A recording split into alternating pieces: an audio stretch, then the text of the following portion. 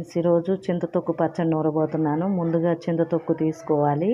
చక్కగా పచ్చిమిర్చి వేసి నూరుతాను.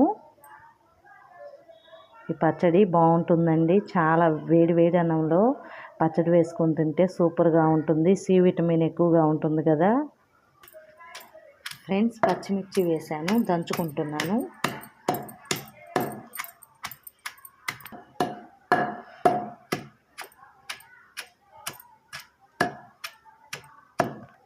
ఫ్రెండ్స్, చింతతొక్కు వేసాను. ఇప్పుడు నూరుకుందాము.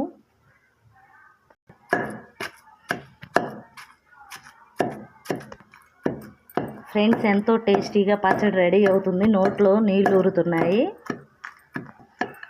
ఫ్రెండ్స్, పచ్చడి రెడీ అయింది. ఇప్పుడు తోడుకొని తాలింపు వేసుకుందాం.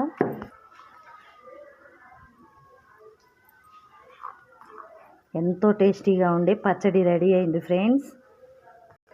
యమ్మీగా ఉంది పచ్చడి. ఇప్పుడు తాలింపు వేసుకుందాం.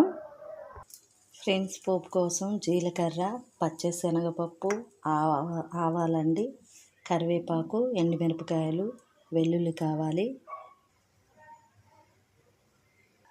ఆయిల్ అండి, వెల్లుల్లి దంచానండి, ఎండుమిర్చి కావాలి. అలాగే పోపు వేగుతుంది. పోపు వేగిందండి. ఇప్పుడు చింతపండు నూరుకున్నది వేసుకుందాం. ఎంతో టేస్టీగా ఉండే చింతతొక్కు పచ్చడి రెడీ అయిందండి. కొంచెం మగ్గాలి. నచ్చితే లైక్ చేయండి.